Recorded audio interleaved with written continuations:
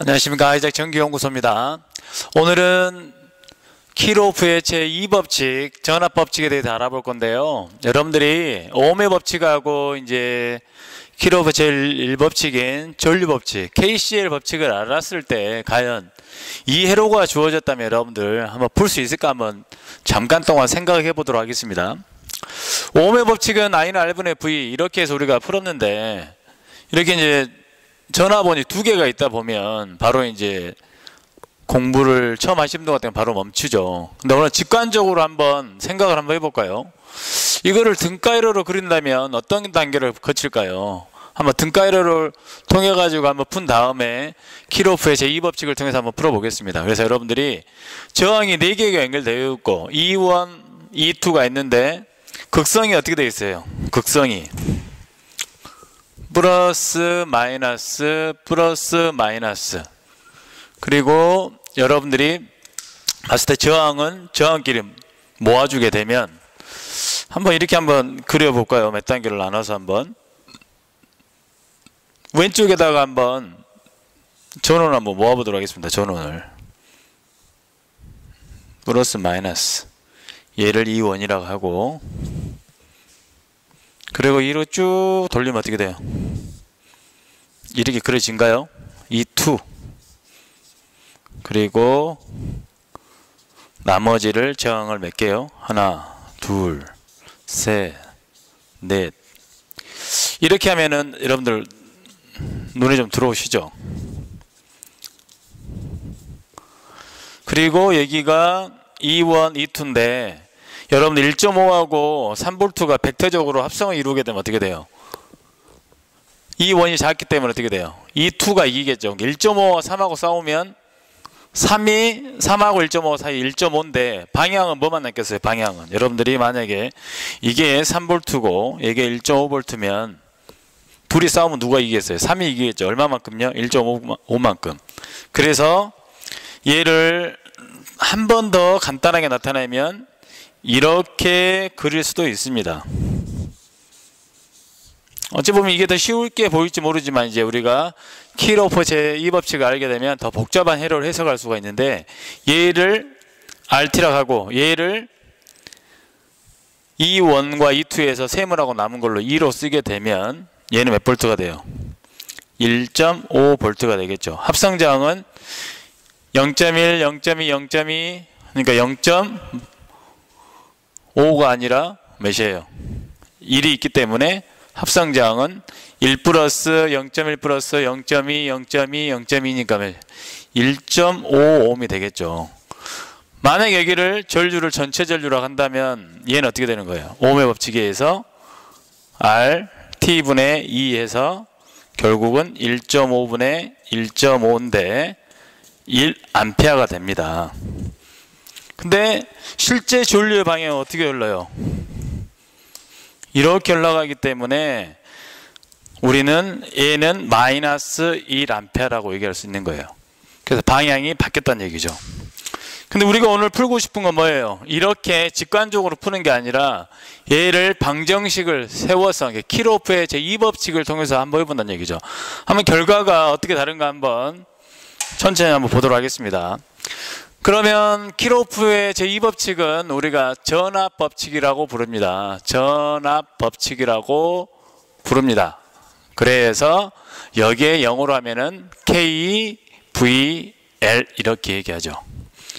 그러면 키로프의 제2법칙은 가장 중요한 정의가 뭐냐면 폐회로 내에서란 말이 들어가야 돼요. 폐회로 내에서 기전력의 합과, 기전력의 합과, 전압 강하의 합은 같다. 전압 강하의 합은 같다입니다. 같다. 그래서 KCL에서는 접속점에서란 말이 중요하고 전압법칙에서 KVL에서는 폐회로란 말이 가장 중요합니다. 그래서 회로란 말은 전류가 흘러갈 수 있는 길이라는 뜻이죠. 그래서 여러분들한테 전류가 흘러갈 수 있죠. 가장 간단한 회로를 그리면 잠깐 어떻게 이렇게 그릴 수가 있겠죠. 저항이 있고 스위치가 있다면 얘를 닫게 되면 어떻게 돼요? 전류 흘러가겠죠. 이게 폐회로란 얘기죠. 그래서 폐회로라는 게 나와 있지 않으면 우리는 적용할 수가 없어요. 보통 루프라고도 하는데 하여튼 폐회로 내에서 기전력의 합과 정은합 강압이 같다. 그러면 여러분들이 제 영상을 봤다면 기전력이란 거 여러분들이 전압 강화란 말을 여러분들 반드시 기억을 해야 한다 그랬죠. 얘는 공급하는 거 소비자죠. 그러니까 공급한 쪽과 사용한 쪽은 같다란 얘기죠. 에너지 보존 법칙하고도 연관성이 있는 거죠. 이거를 가장 좀 간단하게 쓰면은 뭐라고 쓸 수 있어요? 기전력의 합 이렇게 쓸 수 있고 전압 강화의 합 이렇게 쓸 수가 있습니다. 그래서 오늘 키르호프의 제2법칙을 가지고 이 회로를 풀어보면 실질적으로 오늘 수업이 끝나게 되겠습니다. 그래서 이 푸는 방법을 한번 눈여겨보시고 그러면 우리가 여기서 이제 구분할 게 있습니다. 구분할 게 방법이 있는데 방법이 먼저 전류의 방향을 정해줘야 돼요. 첫 번째로 전류의 방향을 결정합니다. 푸는 사람이 방향을 결정한다.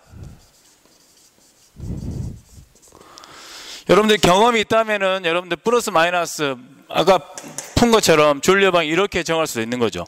얘가 3볼트가 이렇게 시계 반대 방향 흐르고 이 원 때문에는 시계 방향 흐르기 때문에 3볼트가 그렇기 때문에 이렇게 흐른다라고 가정을 할 수 있는데 우리는 그냥 여러분들이 마이너스 1A하고 차이점을 알기 위해서 한번 이렇게 전류가 흐른다고 생각을 해보도록 하겠습니다. 그래서 전체 전류는 I라고 표현을 해볼게요. 시계 방향으로. 그러면 여기에서 기전력의 극성과 전압 강화의 극성을 구분하실 수 있어야 돼요. 그래서 기전력의 방향을 결정해야 되고 세 번째로 전압 강화 또는 전압 상승이라고 그러죠.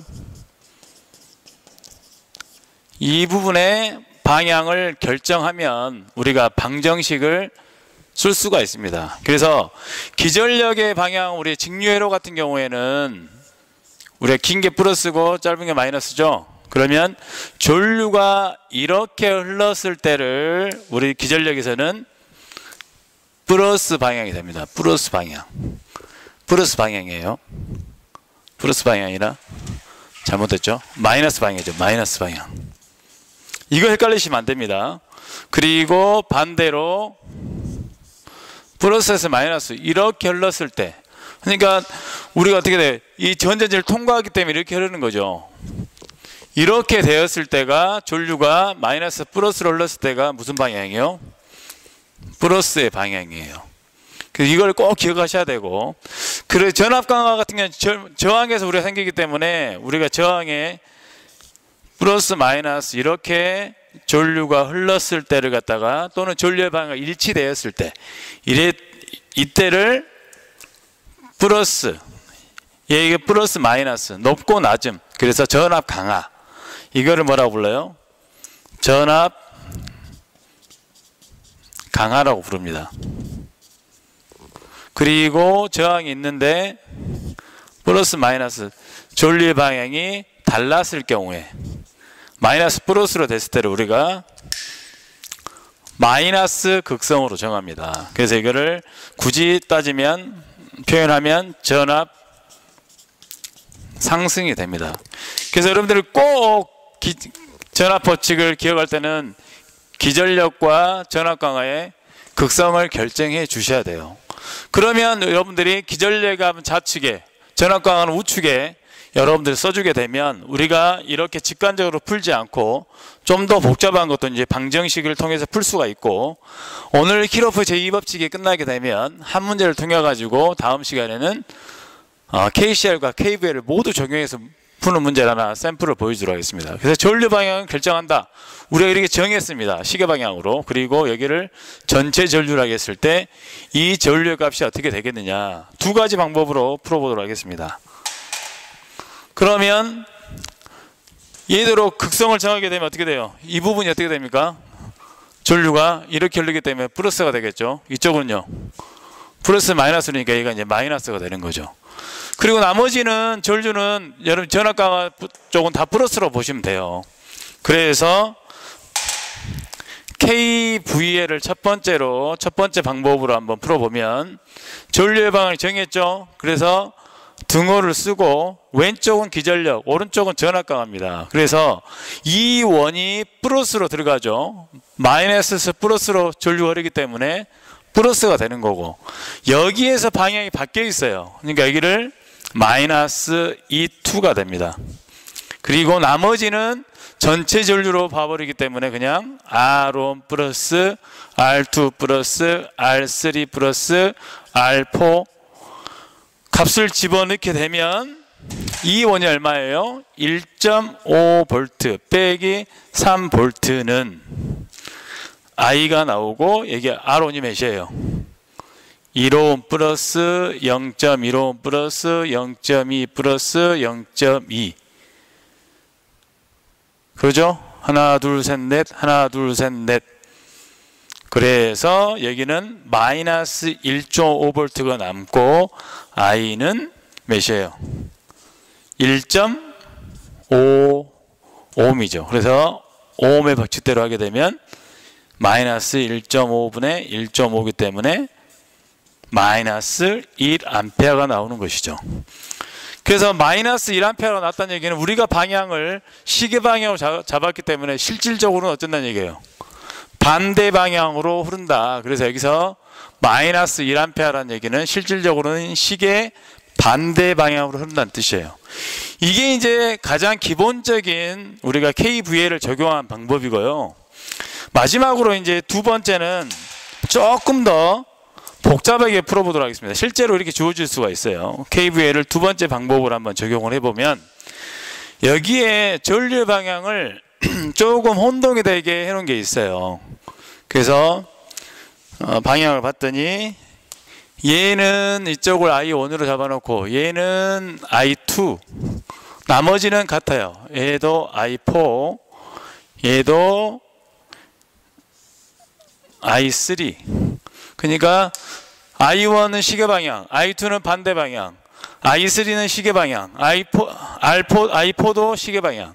그래서 이렇게 표현되어 있을 때도 우리가 풀 수는 있습니다. 대신에 여러분들이 직렬해서 뭐가 같다는 거 알아야 돼요. 전류는 같다는 거 아셔야 되죠. 그래서 만약에 우리가 잡은 전류의 방향 같은 거는 I1, I3, I4는 같은데 I2가 다르죠. 그래서 전류는 같다 해서 어떤 게 하나 나와요?